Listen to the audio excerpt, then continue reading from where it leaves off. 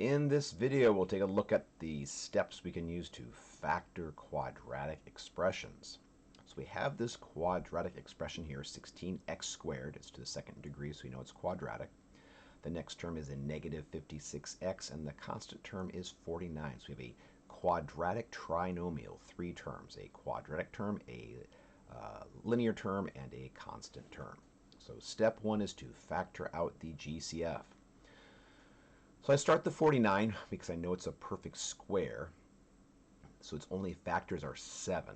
I note that 7 is a factor of negative 56x, but 7 is not a factor of 16x squared. 16x squared only has 2's and x's as its factors, so there is no GCF.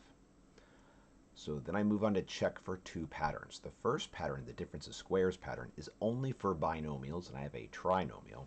So my second pattern is the perfect squared trinomial pattern. I typically start by looking at the last term. It should be a positive and something squared. Well, I made note that this is indeed equal to positive 7 being squared. I want my first term to be something squared. Well, 16 is a perfect square. That's 4, and x is being squared for x squared.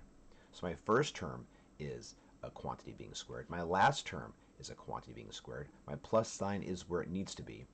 The sign here doesn't matter as far as the perfect square trinomial is concerned. In this case, it's minus. It'd be a minus right there. And if this is the pattern, the middle term, the linear term, should be double the product of this term here and this term here. I should say it's base, actually, probably better vocabulary than term. The base here and the base here, the quantity being squared and the quantity being squared. So I do minus 2 times the quantity being squared here is 4x. The quantity being squared here is 7.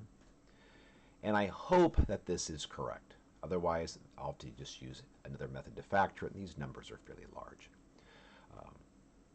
I know if I double 4, I get 8. I know 8 times 7 is 56, so this indeed is the correct pattern. I can rewrite this quadratic trinomial as a base squared minus 2 times the quantity, whatever this base is, times the quantity, whatever this base is, and this base is being squared. So because it's a perfect square trinomial, I know when I factor it, I always get a square of a binomial. So it'll be 4x minus 7 quantity squared. Or if I prefer, I could write that as 4x minus 7 times the quantity of 4x minus 7. All right, last step, time to check. Did you forget to factor out any common factors? I know 4 is only made up of 2's. I know 7 is prime, so no common factors were left out. Plus my first term here does have a positive coefficient, so it's all looking good there. Do your factors multiply to the correct product? Well, I know they do because I use the pattern, but I'll go ahead and make the area model just to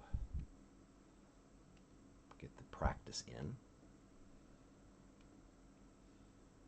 So my length is 4x minus 7. My width is 4x minus 7.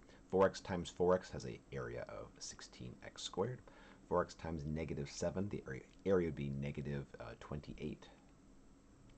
X, 4x times negative 7 is negative 28x, and negative 7 times negative 7 is 49. All of these add up to the correct expression I started with.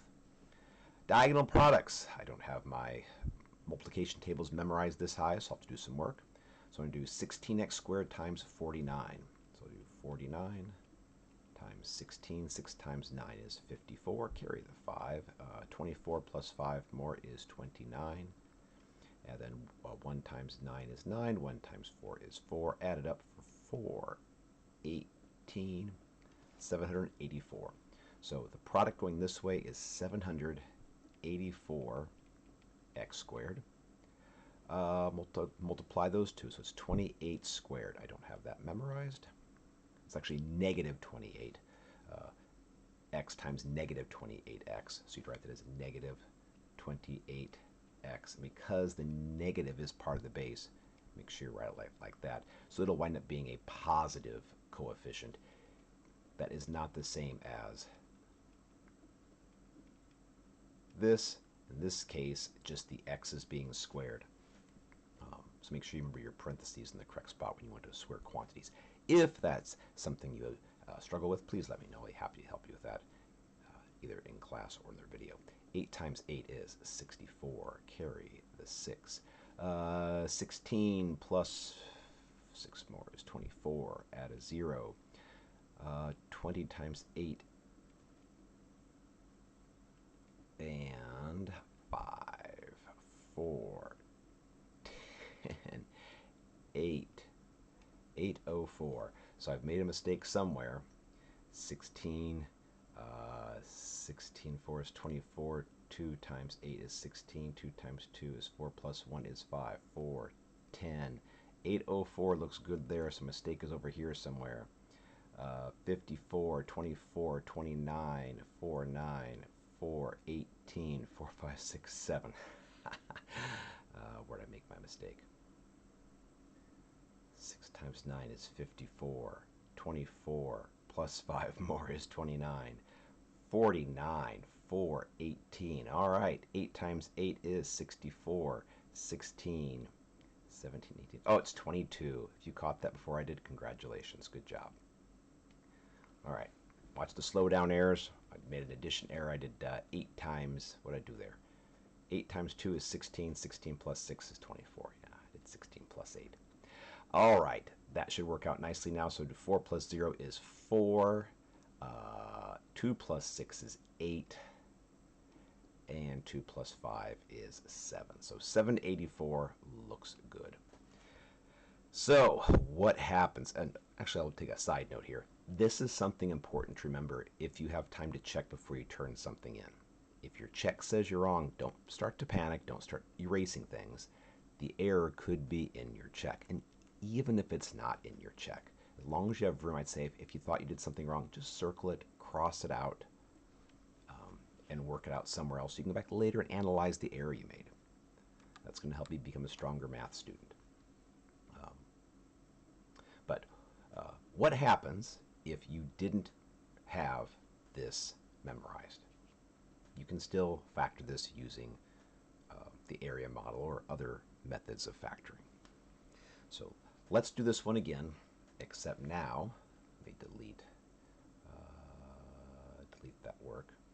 Except now, we'll just pretend we don't have this step memorized. So if you want to hit pause here, hit stop, feel free to do so. But I'll show you what you can still do if you don't have these two patterns memorized yet. So step 1, factor out GCF. Once again, we just have 2's and x's. We do have 2's in here, and we have x, but no 2's, no x's. We pretend we don't know the patterns, so we're just going to factor it like we normally do. Here's where it's not going to get overly fun. We make our area model. We'll have some very big numbers. The guess and check would not be enjoyable here. So we put our quadratic term here, that's 16x squared. We put our constant term here, that's positive 49. Linear term, linear term. We're looking for two numbers that have a sum equal to b, which is negative 56. Okay, remember, your quadratic trinomial is ax squared plus bx plus c. So a is positive 16, b is negative 56, and c is 49. So sum of b, we want a product equal to ac, which would be 16 times 49. And 16 times 49 we just did. I already forgot what it was, so I'll do it again. Hopefully this time not make a slowdown error. 16 times 49. 6 times 9 is 54. 9 times 1 is 9, plus that is, I did it differently last time, that's fine, is 14. Add a 0. 4 times 6 is 24. And 4 plus 2 more is 6.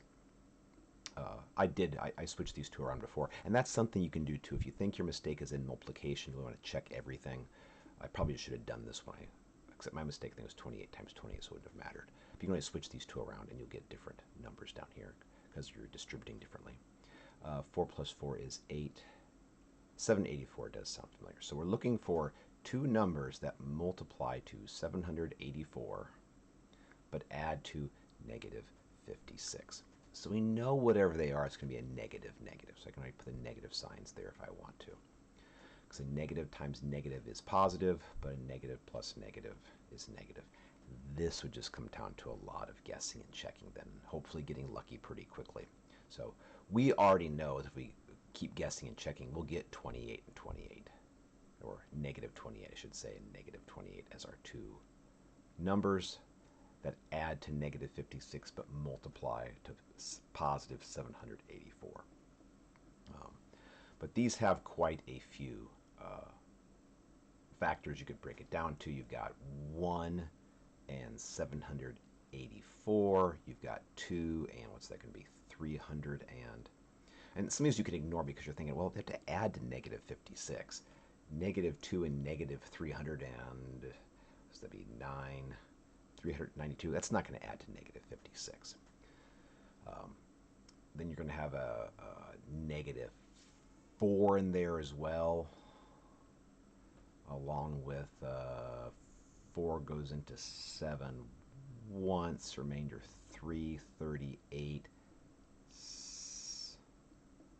38, what's that, 9,